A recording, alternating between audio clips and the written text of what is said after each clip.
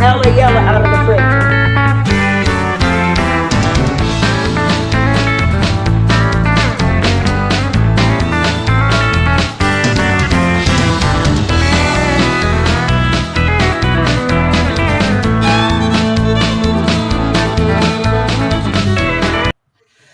What's up, guys? What is up? Welcome back to another episode of Deck Talk Podcast. We have got an episode that I know we say this every week, but I mean, we just keep on getting better and better each week. And we've been trying to get this gentleman to come on the podcast, I guess, for the past year and a half, but have finally got our schedules to match up. But if you don't know, guys, I'm Colin Burnett.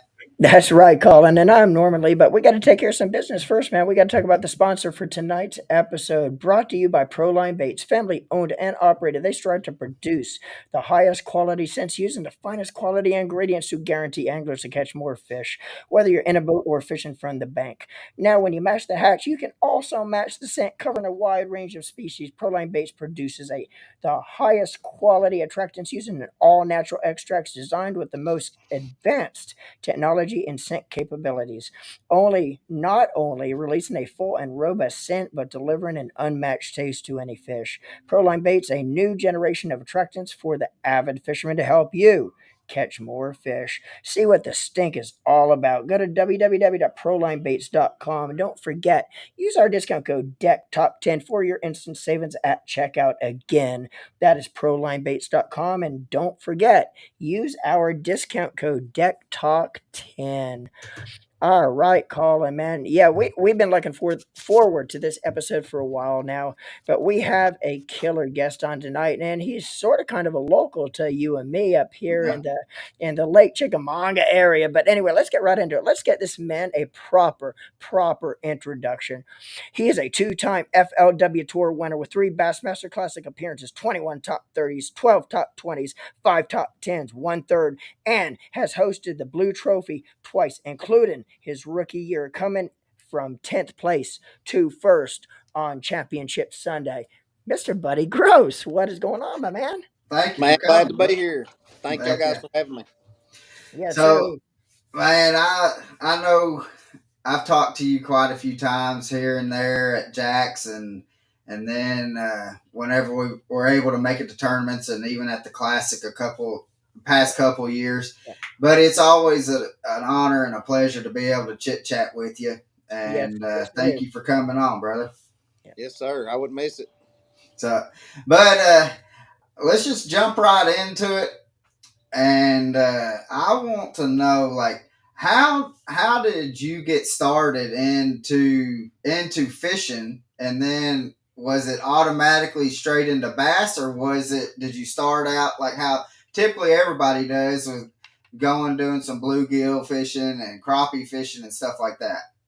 I fished for anything that would bite when I got started. Whether when I was a kid, I was very fortunate. My dad kept me around in the woods, and if I was in a trout stream, or if I was in a bass lake, or if I was behind the red food store catching them on a bare hook brim, it didn't matter. I Right. just wanted to catch a fish. I like that tug. Yeah. It got in my heart and in my soul, and I had no idea I was going to fish for a living. It just, the Lord blessed us and opened up some Yeah. doors, and we walked through them, and it just kept getting better and better and better, and here we are. Heck yeah. And that's one thing.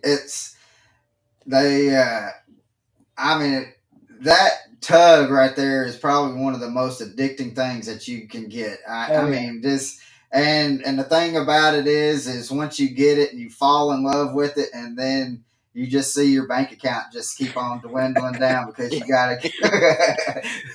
Yeah, I'm living that lifestyle right now for the last 18 months, it feels like. So, but we want to talk though about your like growing up in, because you grew up in the Chickamauga area, correct? I did. My dad always took us fishing wherever we could. We when I was a kid, they had a lake, or trying to say like a cabin cruiser type deal at Harrison Bay. So I always hung around Harrison Bay and stayed the summers up there. We camped or either stayed on that boat when I was a kid, but Right. I wasn't too much into boating. I'd have my dad with that cabin cruiser backed into a rock pile or a brush or something, and I'd be going. So he knew eventually we were going to have to get a boat. We started out the hard way though. I mean, I was a young man, but I had a flat. We had a flat bottom. He took us a lot of Yeah. places, but I think before we got like a legit bass boat, I was probably 13, 14 years old. And Right. before we got one we could depend on, I was in my 20s. Right. Right. Right. Didn't I? He'd let me take his boat some, but it's these kids today have no idea how blessed they are to be able to do what they're doing. I didn't have my own personal bass boat till 1999. So Right. Right. and that's a long time ago. But I was already in my 30s. Yeah. That's Yeah. bad. So Yeah. I was blessed to have what I had, but once I got into the tournament fishing, even little dog fights and jar flies, whatever you want to call them here in the Right. afternoon. Once I got a taste of it, I couldn't quit. And then once I Yeah. started winning, it got to be to where a lot of people didn't like to see me coming, so I'd swap lakes for a while. I mean, it was one of them deals. People Yeah. would call Yeah. and ask, "Hey, you going that?" No, I ain't going. We'd sit up the road and wait till about 2 minutes to slide in there on two Just wheels and jump. slide right on But in. hey, I was blessed. It all started on Nickajack, though. To be honest with you, Yeah. Nickajack's Right. where I started my own personal tournament career. Was Right. Nickajack, Yeah. Right. and and it was a great lake. That I've had some 30-pound bags down there, some giant fish. It was good for me. But I think the best thing that ever happened was when they really got tired of us winning a lot, and I had to move on. And I went to Yeah. Chickamauga. Back Yeah. then, Chickamauga was terrible. I mean, like Yeah. 11, 12 pounds winning tournaments. Oh Yeah. yeah. And So people don't remember those days, especially. I mean, because I mean it. I mean, what was it? Past what 15 years or so is really when Chickamauga kind of picked up.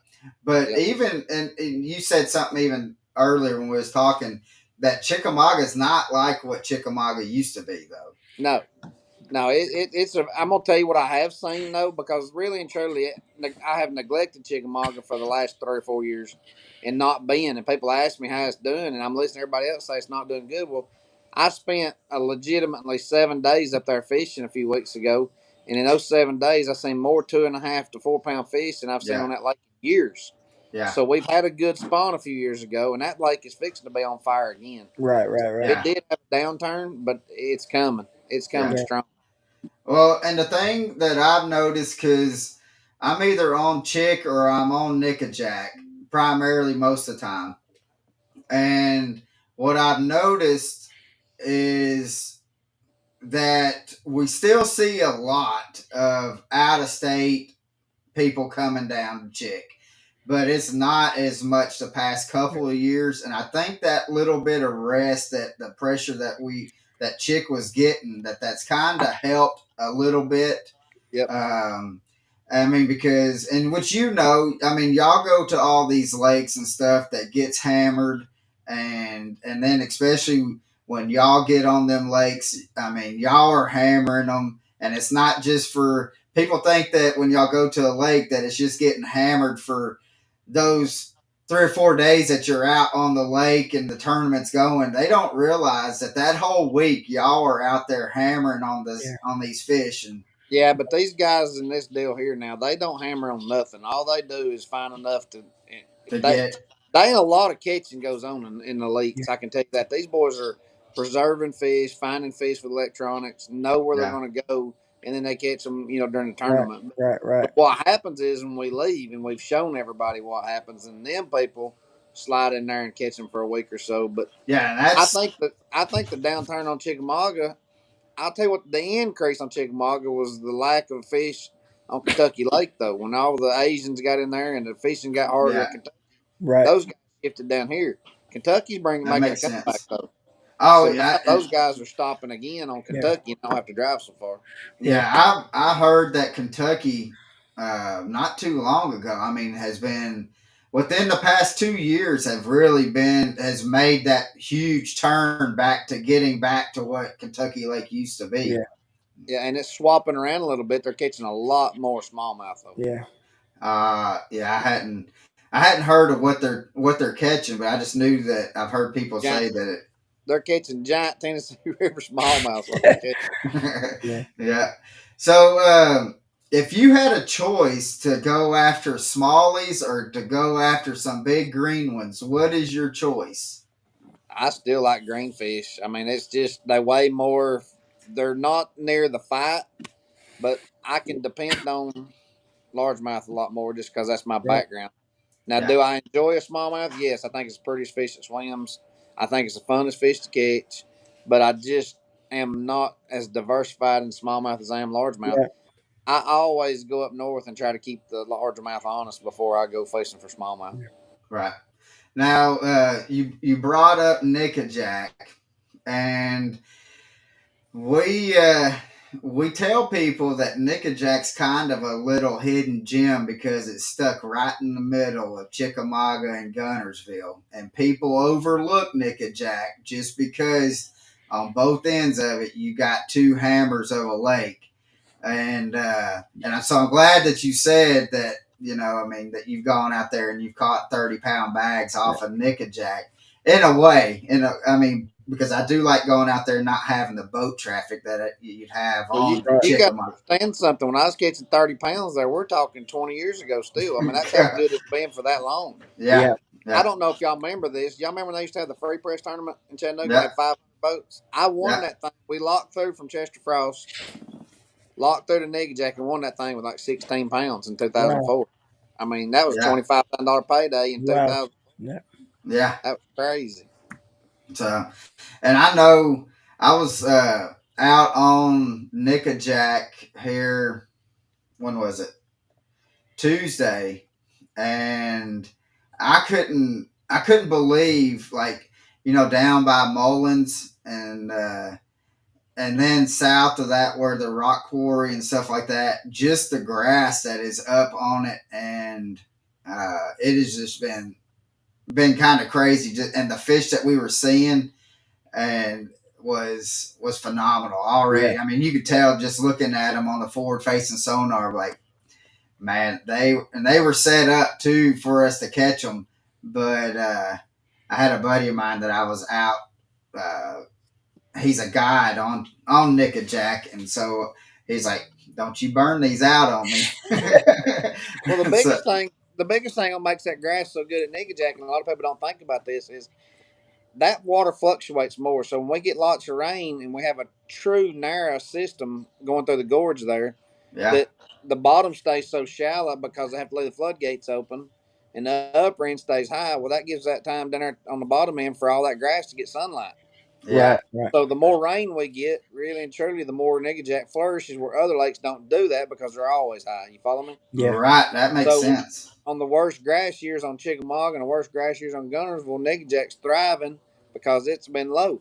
Yep, Yeah. So it's pretty cool. And I do know that eelgrass is taking over down there, and I've not got to it fish is. in a long time. So Yeah, I do know that fishing is good still, but that grass helps. Oh yeah. yeah. That eelgrass is all the. I mean, like, thick all the way up past to where, like where the old train tracks and stuff used to, where they got it covered. The old, I mean, it's all the way up there, almost to the 24 bridge that Yeah. goes over, and so, uh, which it sucked. So, You know, that eelgrass is going to be on all of our systems before it's over. It's growing on Chick already, and it's coming. It's just yeah, something that we're going to have to get used to and figure out how to fish. It's just different. It don't really die down, and it don't really have a lot of edges once it gets mature. So it's a learning curve on that too. But yeah, forward facing sonar really helps Yeah. eelgrass fishing. To be honest with you. Yeah. yeah. Now, how has your, like, with you growing up in the Chattanooga area and fishing the TVA lakes, has that really helped, like, you as a pro angler to be able to go to? I know it probably helps with as current driven lakes and stuff like that. Does it help also to be able to, like, let's say you go to a highland reservoir, can can you still be able to use the same techniques and stuff that you use on Chick or Gunnersville and stuff like that on a highland reservoir? Yeah, I think what the biggest thing people overlook is about our area is these guys can fish on the Tennessee River chain. Gunnersville, Nigga Jack, I don't care Watts Bar. These guys Yeah, fish. And we have to grow up, beat Mandy Morgans and and the Chris Colemans and I mean just all these guys that have been so good on these systems. Marshall Deacons. I mean, Right. Jerry Wells. I mean, like I can go on and on. Randall Tharp fish, team partners with Marshall Deacons the whole time I was learning how to catch big ones. They beat my eyes shut so bad I wanted to beat them, and that's what it took. Yeah. So Yeah. when you have that kind of competition in your back door, you have to be able to compete. And if you can't beat those guys, it's hard to go on tour. I'm not gonna lie Yeah. to you. Yeah. I mean, there's a few guys I've seen that fish local that didn't do great that have been very successful anglers, but those guys were well diversified in bank fishing, finesse fishing, and picked up the forward facing sonar. And Right. very few of the I don't like saying I'm an older guy, but I am getting there. I mean, I still feel young, but when you look at the roster, I ain't. Right. I mean, all the guys my age, the Van Dams and Davy High, they're all retiring. Right. I didn't start till 8 years ago, though. I didn't Yeah. have any Right. idea this was going to be an opportunity. So, Yeah. you know, these young guys, though, they're really good anglers. They had a really learning curve advantage with YouTube, Yeah. uh, just the technology, and the social media presence, and all these things that they got to do. And I fought it. Again, I'm telling you, I did it wrong. I'm not telling you I did it right. Right. I didn't want Facebook till I had to do it for business reasons. Right. I didn't watch YouTube. I went to the lake. I mean, but dude, It's now, old school. yeah, I mean, like you was talking about my hair jig, and we're going to talk about it in a minute. But learning how Yeah. to fish a hair jig, I had to go out there and learn it on my own. Right. Yeah. Now, them boys is all telling me when they come visit me. I mean, I had some kids here this week come up to visit. And we were watching your video, learn how to throw a hair jig. I'm like, golly, heck if I wish I'd have had that. I mean, like, Yeah. Yeah. because unfortunately, I never fished as a co-angler, and that's something I Right. keep telling these kids: be marshals, be co-anglers. Because when I left Chickamauga Lake, or let's just say the Tennessee River, to go fish for a living, I didn't know what a wacky worm was, didn't know what a drop shot was, and I didn't have a bait smaller than my tennis shoe. Yeah. What, So, Yeah. what I mean, Yeah. like, it's a learning curve, boys.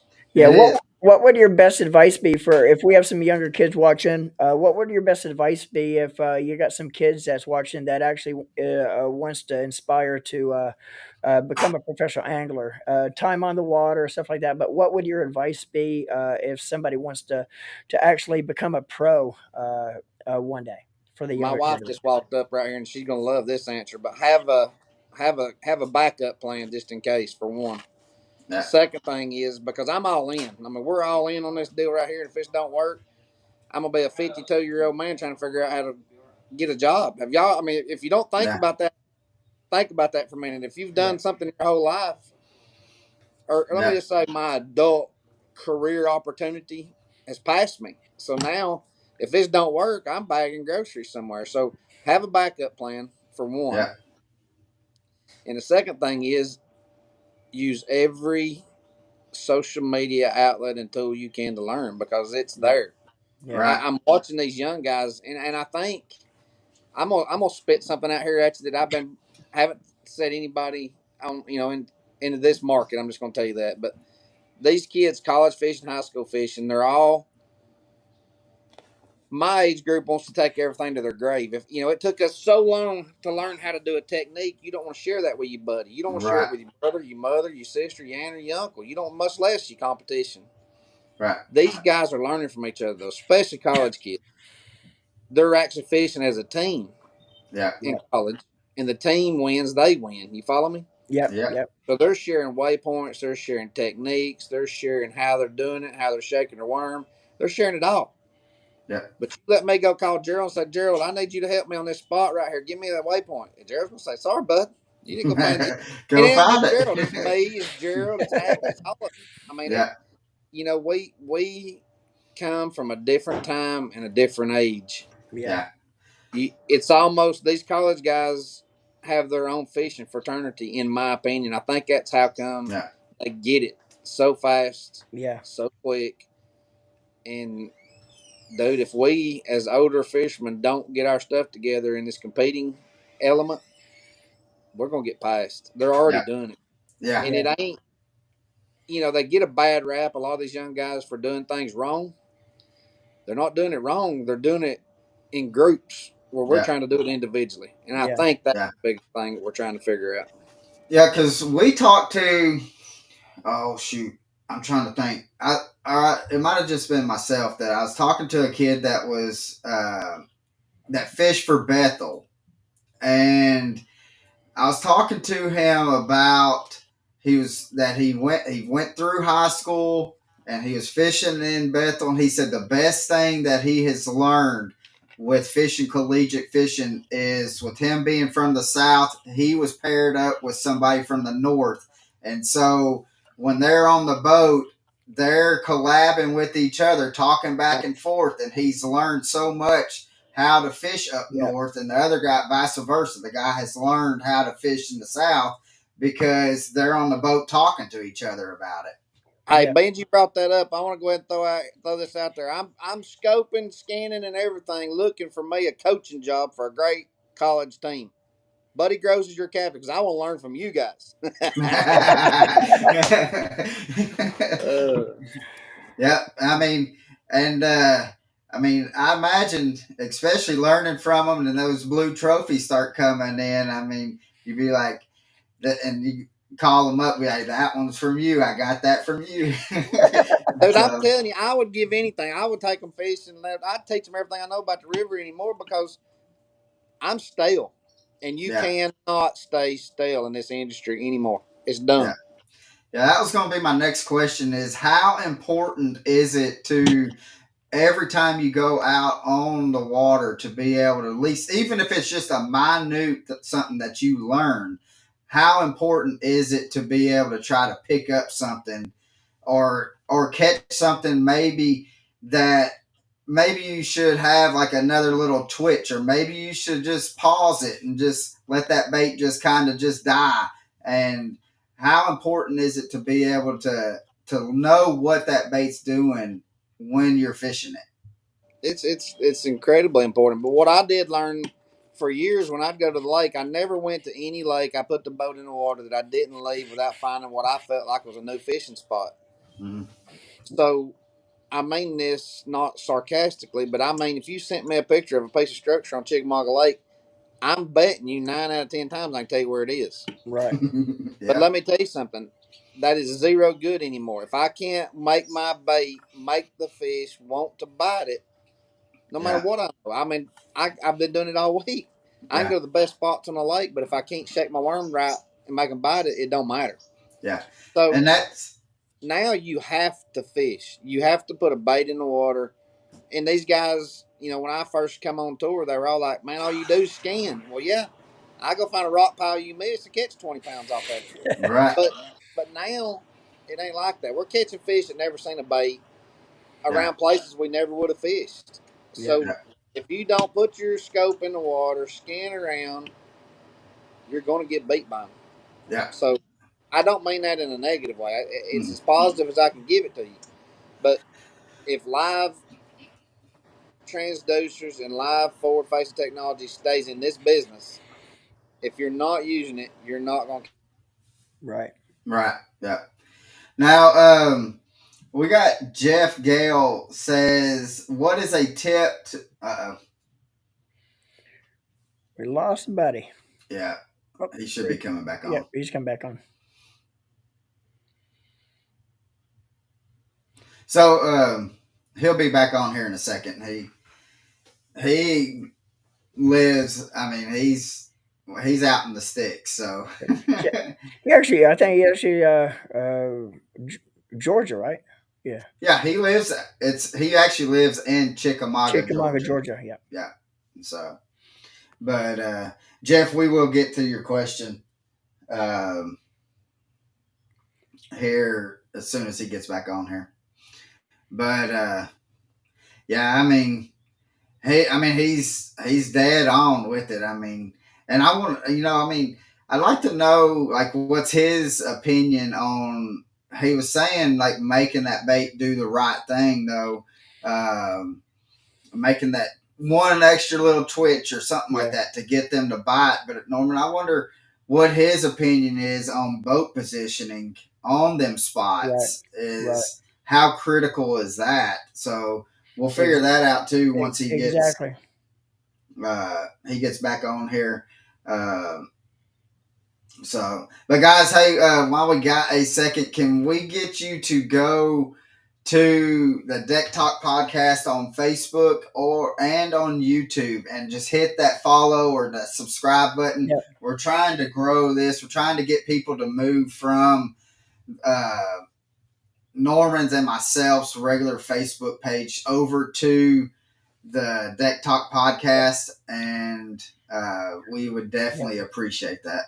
And also, Colin, might want to mention too that we are actually on the audio version of all the major podcasting Yeah, platforms like iHeartRadio, Spotify, Apple Podcast, and make sure to check out our website too as well. You could actually have quick access to all of our audio platforms from our website at decktalkpodcast.com. yeah.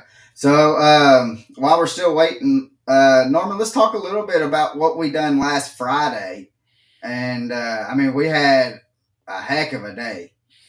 Yeah. You're talking about the elites. Yeah, Yeah, that was a pretty fun day. We actually were at well, I think we're at day 2, weren't we, on Wheeler Lake?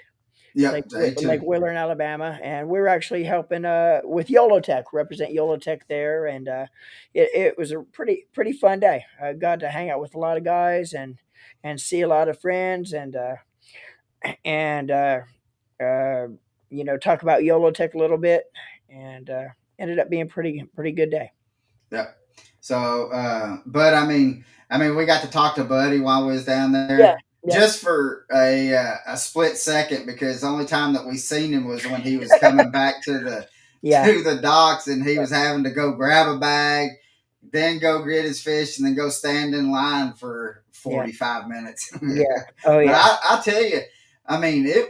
I couldn't imagine, you know, they are out there. I mean, that was probably one of the hottest days that we've had yeah. pretty much all year Oh yeah, was and that day. and And you heard a lot of the anglers talking too how hot it was, and yeah, just excruciating. And it takes all you can do when you're out there in those elements to keep it all together up here mentally, physically. It drains you. yeah, And yeah, you can't imagine, man.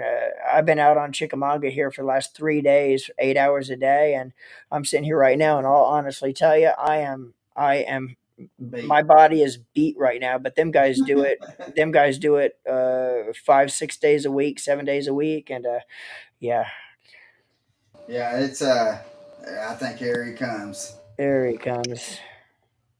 Maybe. He's trying. Yeah. So, but yeah, I mean that they let's see. Yeah,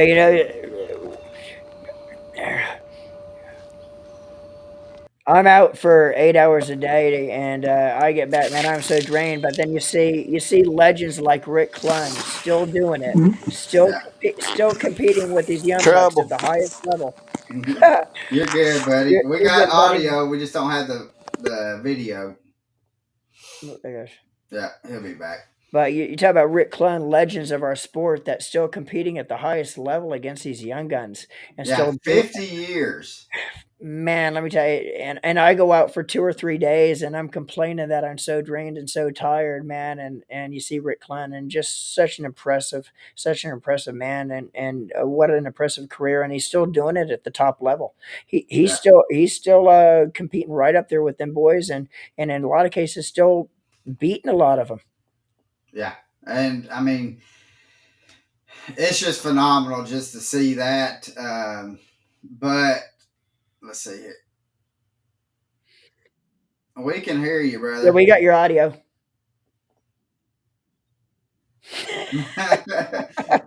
um, let's see. Let's see if I can't do anything on my end. No, No. we don't have video. Nah.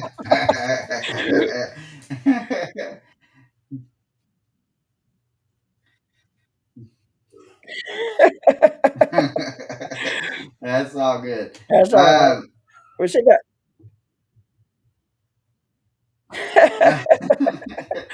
so No, we're good. You're good. We still got your audio. We can still hear Let's you. see. Let's replace. What I'm gonna do.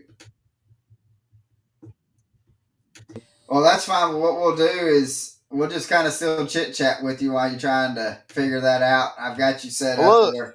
I don't know how to turn it around. You see it? Can y'all Yeah, see because that? all we see is a black screen. What about now? No. And everything on the video on y'all side. I'm sorry I'm messing you show up. Let's Oh, just you No, chat. If no, I no. can figure it out, I You're will. good. You're you're good. good. You're good.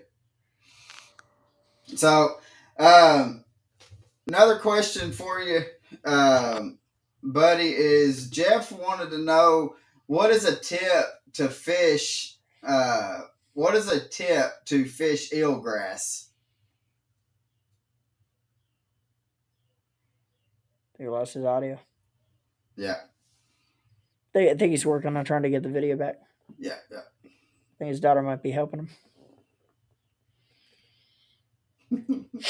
It's all good. It Okay. is good. But so we will definitely we'll get the question in, Jeff. Here, Jeff. So I'm back now, Jeff. You there?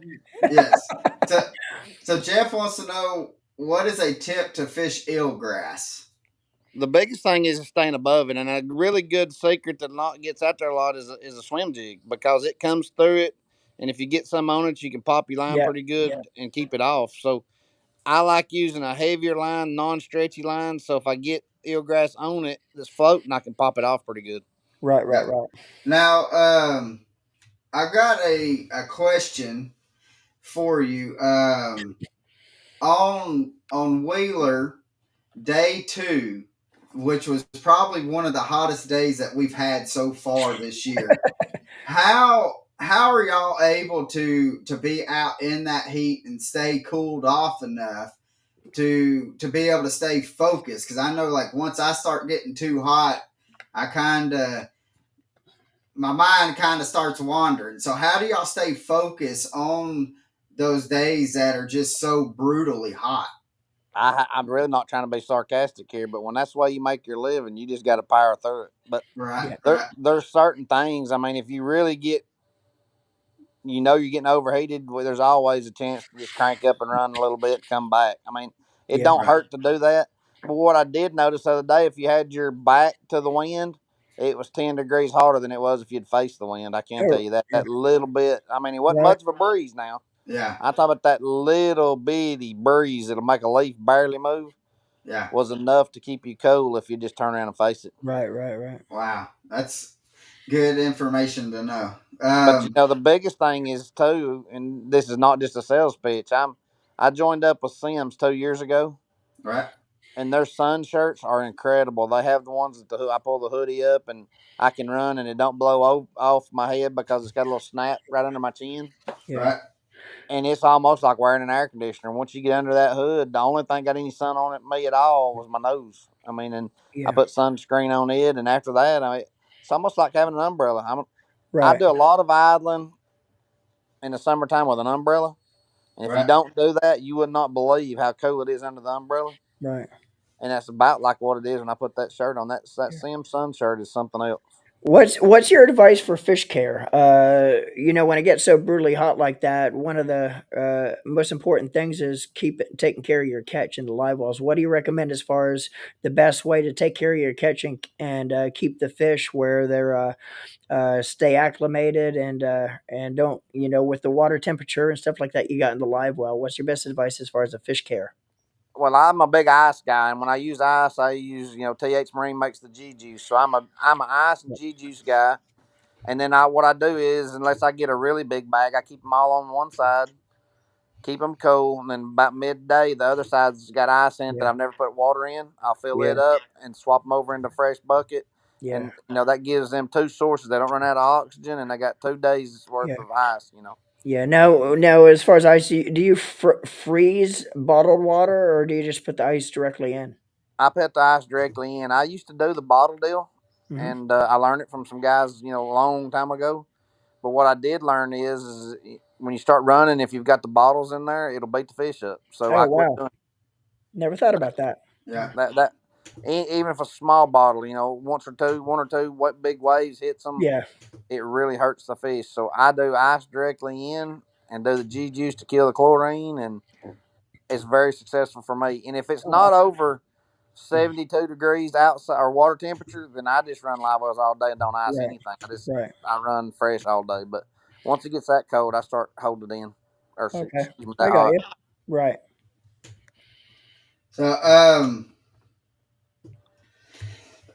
excuse me. Now you was talking about before you was talking about like making that right cast and stuff like on a rock pile or whatever. How much or how important to you is to have the proper boat positioning on that as well?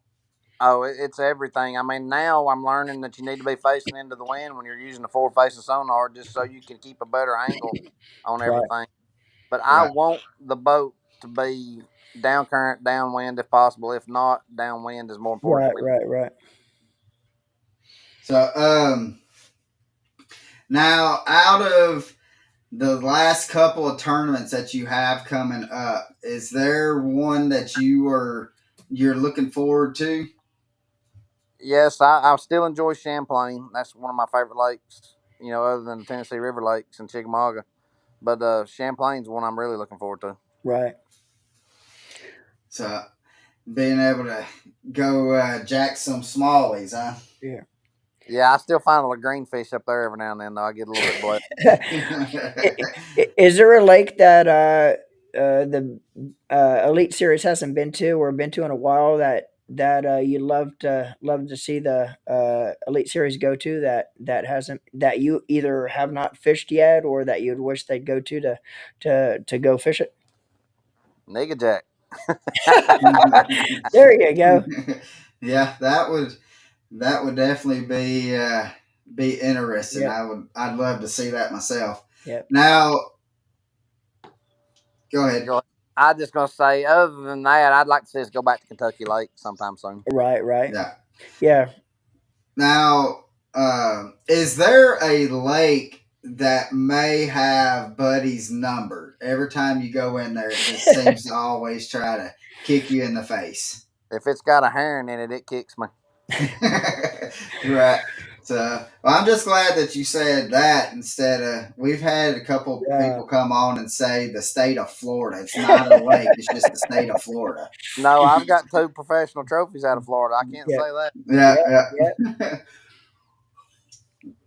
Now, when you're doing some offshore fishing, buddy, what is what is it that you're looking for that when you're idling and scanning, are you just looking for mainly just some kind of grass? Or are you looking for just structure or all the above or uh, Anything different. right? I'm So looking for something different, whether it's man made, God made, it don't matter. I just want to see something that's different that'll break up everything else and just kind of give the fish something to relate to. Right. Right. yeah. So but now talking, I want to talk about. I've been wanting to talk about this hair jig, and I know just from watching you, I know that you are the person to ask about a hair jig. And so, what is it about a hair jig that just catches fish? A lot of it's just confidence. The hair Right, jig itself is a great bait, but you got to have confidence it's going to bite it, or it's hard to throw it.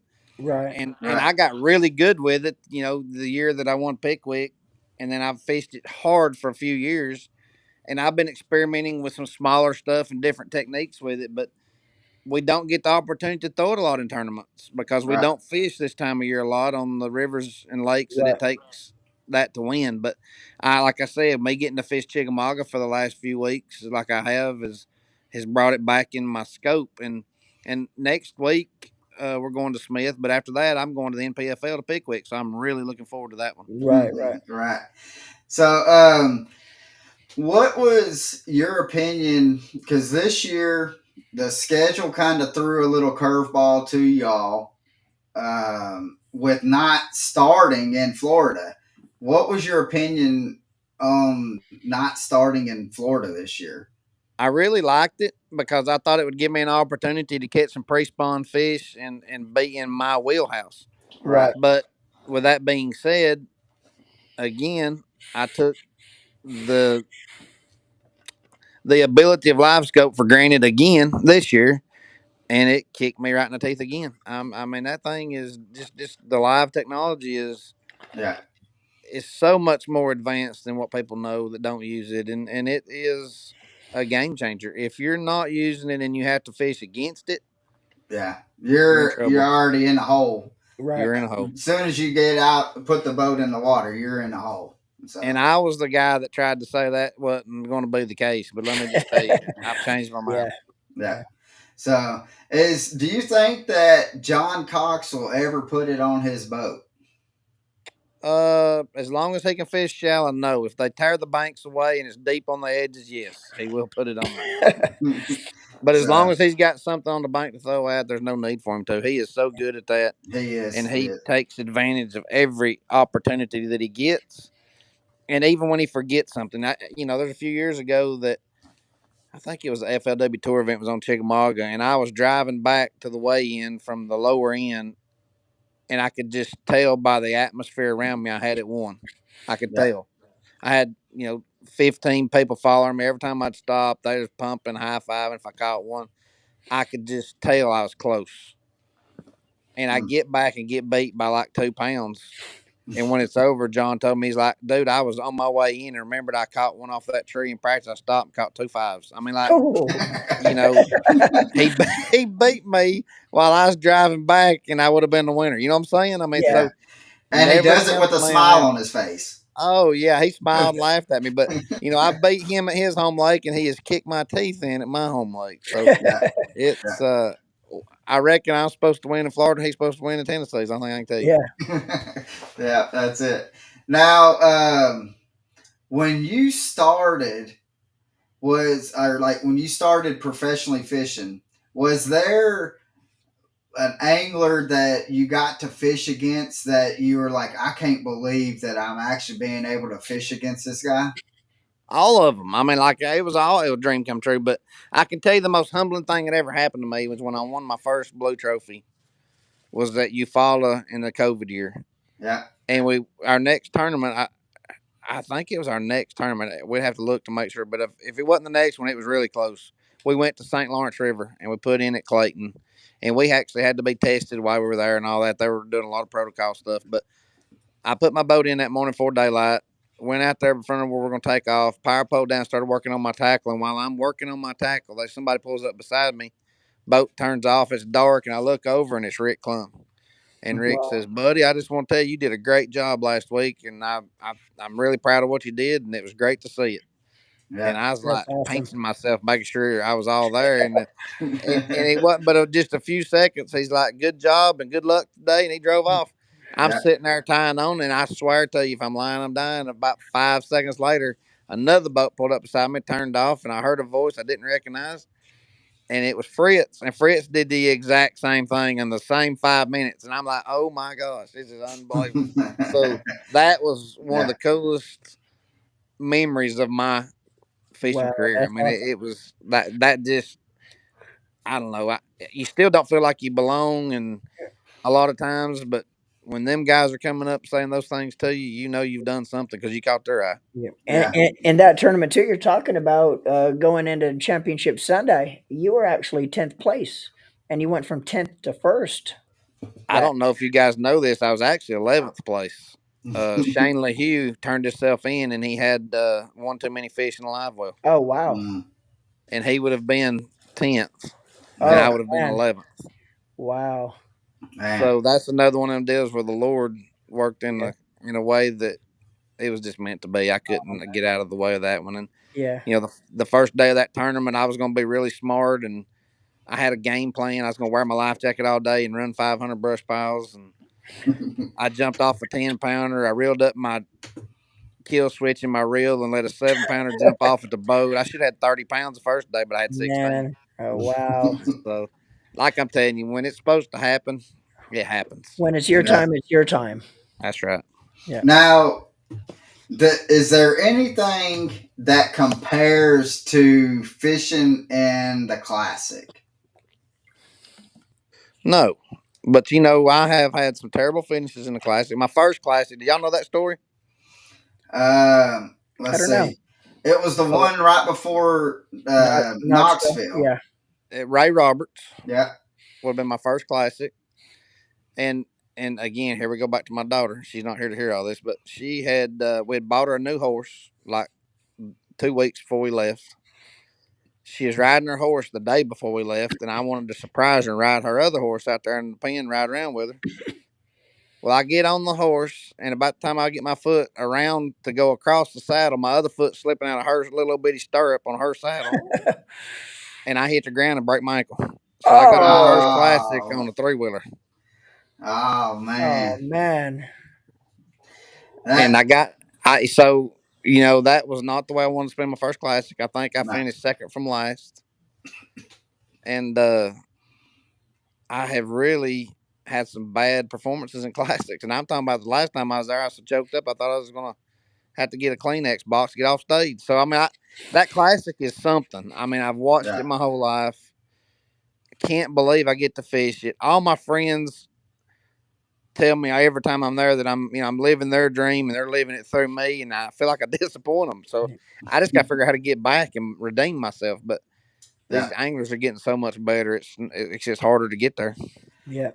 Well, hopefully that you can turn around and hear this next year what it's going to be in Fort Worth. And Yeah, but I'm out. I won't never make it this year either. I don't think. I mean, like I'm in the 90s. It's another bad yeah, year. Only way I can make it now is win St. Lawrence. So I'm Right. gonna put my smallmouth game face on when I get up there and try to figure out how to make it happen. Right. yeah. Right. Right. So, well, we hope that happens because we enjoy, especially being able to see you out there on media day and chit and chat with you, Yep. um, and then we also like to be able to tell people that hey, we've got a local guy that is fishing in the classic, and so we every time you're out on that boat, you got two guys here that's always rooting for you. Yep. Man, that means more than y'all know, and I do appreciate that. So any time, and we uh, we think that you represent the Chattanooga area Very very well. well, Very very well. well, and Yeah. so Well, we thank you. we just hope that here the next couple of lakes are going to be able to treat you fine and be able to help boost that up to where we can see you on media day here in Fort Worth. Well, thank you guys. And again, I'm getting plenty of help. There's a lot of guys out here that care about me, and we're trying to get there. Yeah, Yeah. yeah. So, what was there a moment? Oh, I guess you kind of said that, but what was there a moment that you kind of that you finished in like on a lake that you was like, I can't believe I actually done this well. I wasn't expecting to come in. I was only thinking about just getting some points, and you actually turned it around and actually had a pretty good finish, better than you thought you was going to. Harris chain. That's an easy one. Harris chain. When I won Harris chain, I was fishing for a limit and Yeah, run into a big old water fish every day, and they were in a different place every day. I right, felt Right. like I grew more as an angler in that tournament than I've ever grew anywhere or any year put together. right. That was an incredible deal for me, and to You put it was all throwing together. right, and because you was throwing a Carolina rig, wasn't you on that at the On the At on the the Harris? end, I started out throwing a crankbait the first day, caught a big Right, one on a swim jig. Second day, I caught him on a crankbait, swim jig, and a Carolina rig. Third Right. day, I struggled. Like I went all the way on to Beauclair and didn't have a whole lot of weight. And then the fourth day, I found a new place and caught him again. I mean, like it was right, just another one of them deals. You know, I don't know. It just happened, and it happened different every day, and it happened when I wasn't expecting it. I yeah, expected to run out of fish at any minute. Not every at the end of the day. I thought about any minute I was gonna be like, "Uh oh, I gotta go figure out another way to catch them." But it just kept coming. I give up on it on the third day and didn't hang around and really about blew it on the Yeah. third day, but Right. I wound up hanging on for the last. So another question though is just kind of off the wall. How heavy is them blue trophies? Because they look like they're pretty stout. I'm guessing 55, 60 pounds. I'm telling you. I know And if we. you don't think that's heavy after you fish for 7 days straight Yeah. and all that, I mean, like the emotions run so high. I think you're mentally exhausted, physically exhausted, and they hand you something that feels like a daggum Mercury motor, and they Oh, want you to hoist it over your head. well, we do know when Ito won his, Mercer had to help him hold it up over his head, and I think he Yeah. almost dropped it, and Mercer had to He catch almost dropped it. Yeah. It, So it could happen very easily. it. Yes, Yeah. they are very, very heavy. But I'm hoping one of these days they tell us that it's full of gold and they just hadn't noticed. It might be the only thing keeping us around. right. Well, like uh, what was it?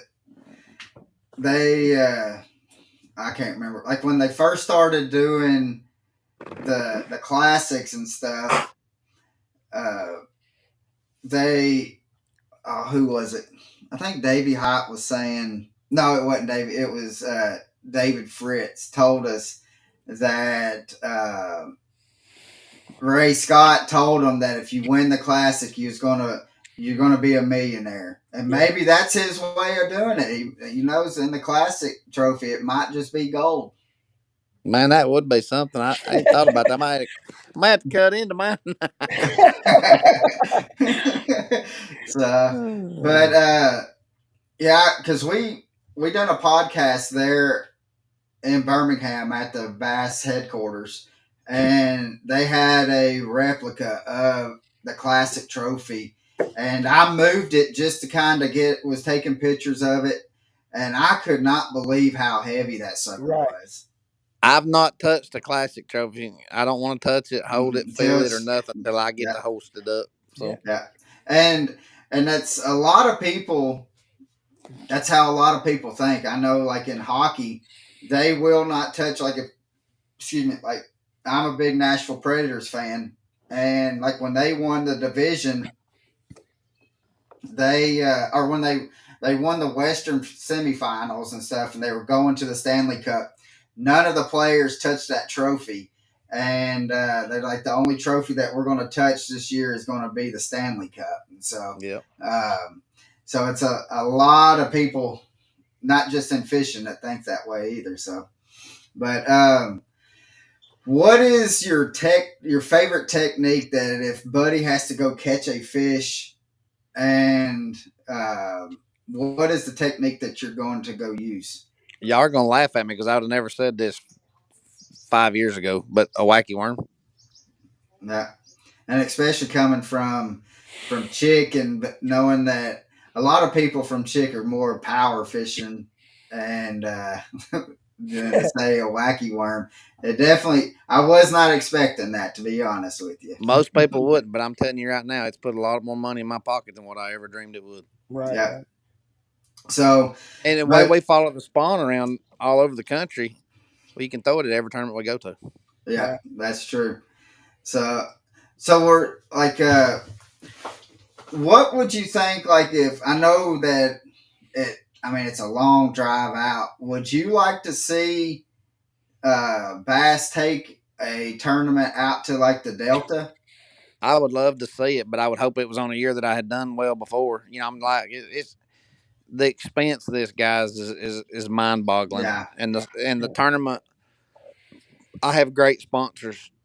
So when I'm fixing to say, don't take this the wrong way, but I have great sponsors. right.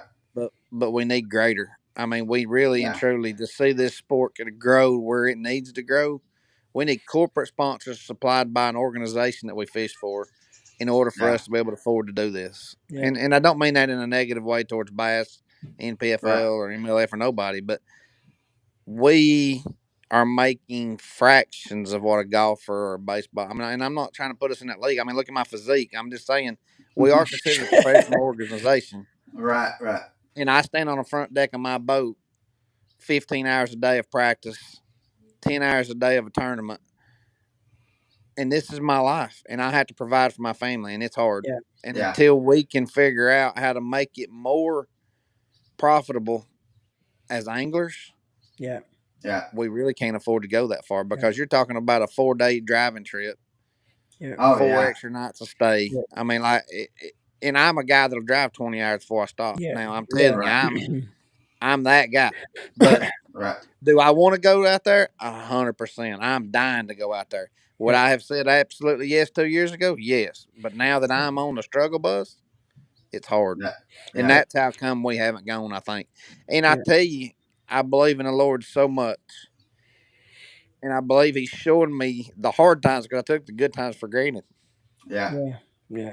So Yeah. And that's and it can and it's an eye opener when Yeah. you like how you know that I mean you had the good times, and then when you're going through those valleys, and then it's an eye opener and being like, man, I was blessed, and which we believe, buddy, that I mean, it's just a matter of time, and then that switch is going to be flipped Yeah. again, and you're going to be you're going to be up there in the tops again, and so that's just we know. I mean, we've watched you fish over the years. We know that it's everybody has a down season, and I've never uh, had one. So that was why it was so hard. yeah, I mean, like, I've had some, some mid pack stuff, but to be in the back of a field, that it's rough now. You Yeah. yeah, talk about a hard pill to swallow. It's hard. that that But that is understandable.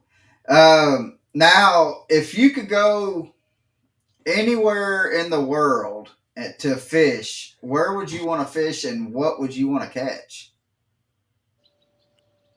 at this point in my life, knowing where I think this sport and industry is going, I'd want to go to Japan, and I'd want to fish with the best finesse fishermen they have.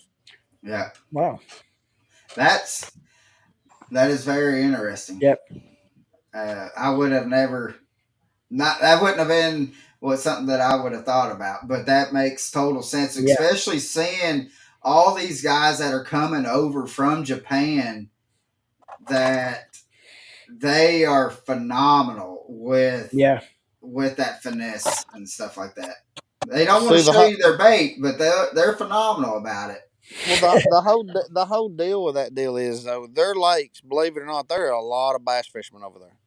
Right, Their lakes have been so highly pressured for so long, they've had to do what they're doing. It ain't what they chose to do. Their fish are so pressured that they had to do that. So what they are is they're ahead of us. right, They're Right. ahead of Right. us because we've not had the pressure until COVID hit. We didn't know what pressure was. Now we right. know Right. what pressure is. Yeah. So Yeah, now we're having to experience something that we're not used to. And I'm gonna say this one more time: that the Japanese were kicking our butts pretty good last year, the year before, if you look, yeah, and now they're slacking off. And you that network. They don't have a net. Our college guys have a network of 100 or yeah, hundreds, however you yeah. want to look at it. But whatever they're doing, they're networking, and that's what's making this. They may not be networking on the elites, Right, but they networked before they got here Right. to have those spots, to have those yeah, techniques, to have those experiences. And really and truly, college anglers are fishing more than the elite anglers are. They're fishing more tournaments because they're fishing two divisions. right, They're fishing more during the week because they're getting paid to fish at college. I mean, these college anglers are almost like an ultimate warrior type deal. They have been bred and raised to do this, and that's why they are standing out.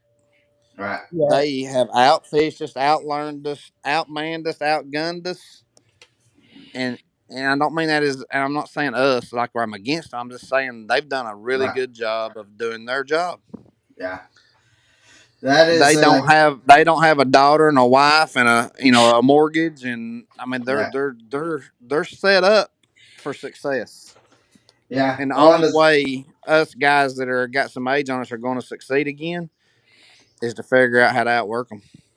Yeah. yeah, that is true. Yeah, because when we had Trey McKinney on, he told us that he has not been home since January. the Yeah. beginning of January, and he was not going to be home until St. Clair or something like that.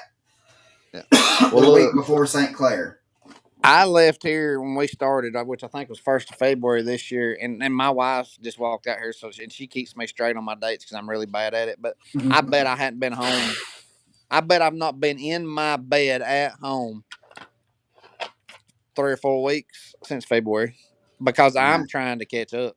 And I'm yeah, telling you guys, if there's anybody that you can listen to that's trying to catch back up, it's me. Everybody wants to win, yeah. but there's nobody wants to lose as bad as me. I mean, I can't Yeah. stand to lose. I am not a bad loser, but I am a You just hate piss it. poor loser. Yeah, you just Yeah, hate it's bad. it.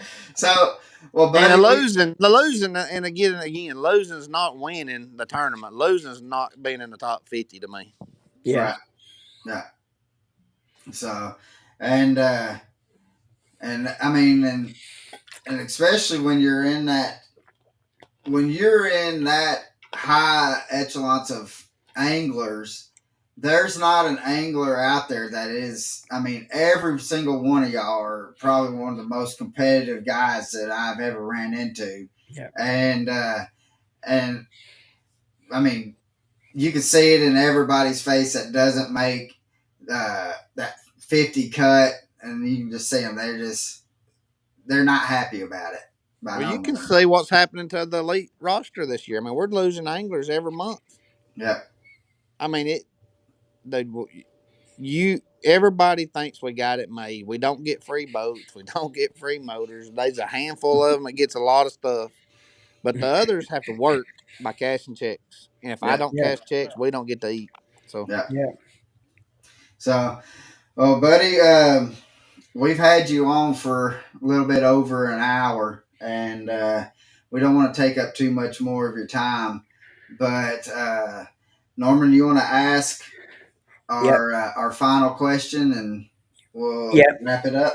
Yeah, buddy. If you were to have or able to fish with one person, and this person could be passed away or still with us, but have this person on your boat to fish with for the day, who would you want to fish with for the day, and why would you want to fish with this person? my dad, Heck Right. yeah, there's Right. nothing like it, is it?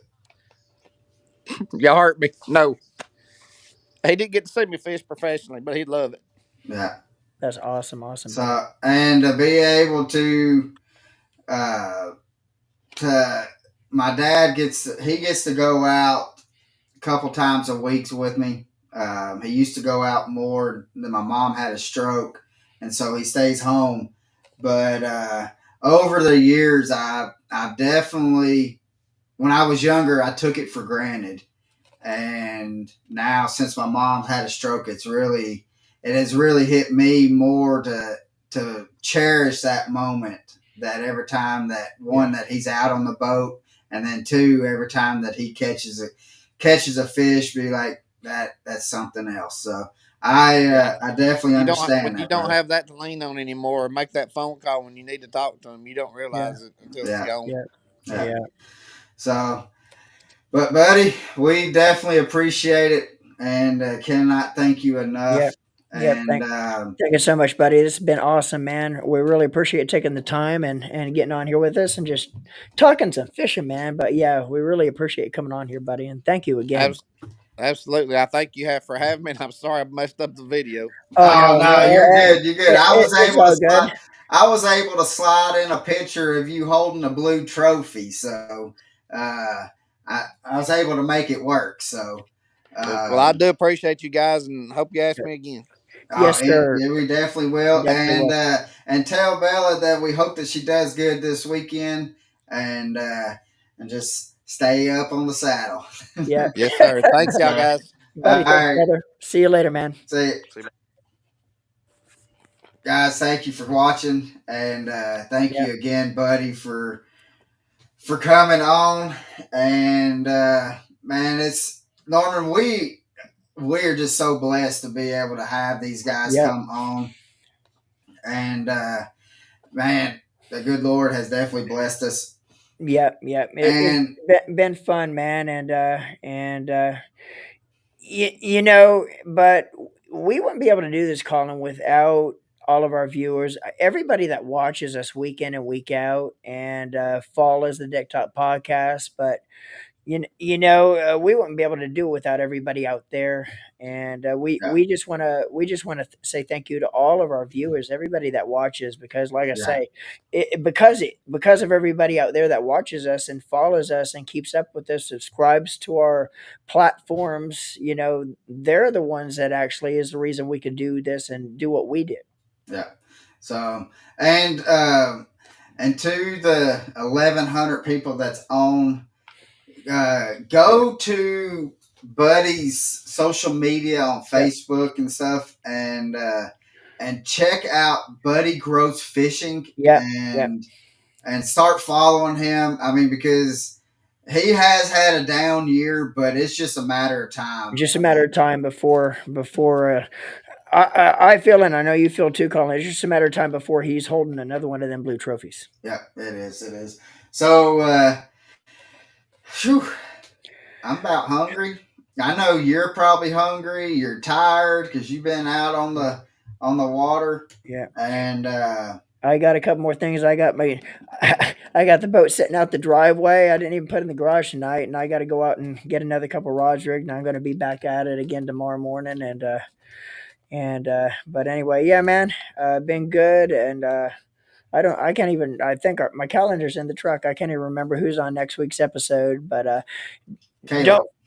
Oh yeah, yeah, yeah. That's right. We got Caleb Bell going to yeah, be on next week's episode, so it's going to be a great episode. Caleb Bell, by the way, is one of the, if not the best, graphing guys out there on the water. yeah. Boy, he really knows how to graph, uses electronics. So hopefully we can talk to him a little bit about that Yeah, next week. and the thing about it is, though, I mean, he's great at the graft, Yeah, but he's probably the best, hands down, person with map studies. yeah, I yeah. When I've got questions and stuff like that, Mapping. Yeah, I holler at him. But I mean, if you want to learn about map studies, go to YouTube and look at Bass Quest, yeah, and that is Caleb's YouTube channel. Follow it, and he does for like spring, yeah, summer, fall, and winter. He does map study. yeah. There's a bunch of map studies that he's done to be able to help you to stay on top Exactly. of fish, and he is phenomenal. So we're gonna Yeah, have him on. yeah. It's And gonna be fun. I'll tell you what too, and we'll talk about it a little bit next week with Caleb. But if you're up here either just visiting in this area, the Chattanooga area, and this is coming from a guide that also guides on Nickajack and Chickamauga. But I'm telling you straight up, if you are in this area, the Chickamauga area, the Chattanooga area, and you want to go out and jack some giants, Caleb Bell is your man. I mean, just this year, Colin, Caleb has how many double digits? I mean, there was Over like 40. there was like 1 month straight that he put his clients on like 20 double digits, and that's in 1 month. So if you're in this area and you want to book a trip and go out and have a great time catching giants, man. But again, we're going to talk about that more in detail next week when we have Yeah, Caleb on. for sure. So, all right, brother. I got to finish packing and getting ready for Yeah. vacation. So, Yeah, sounds good. And again, appreciate everybody out there watching Deck Talk Podcast. And don't forget next week's episode with Caleb Bell. Again, 6 o'clock p.m. Eastern Standard Time. And look forward to seeing everybody then. Colin, yep. it's been fun. I live the And, and, passion. and, and again, thanks to Buddy Gross. Great episode tonight. And Yep. yep, live the passion. See you guys.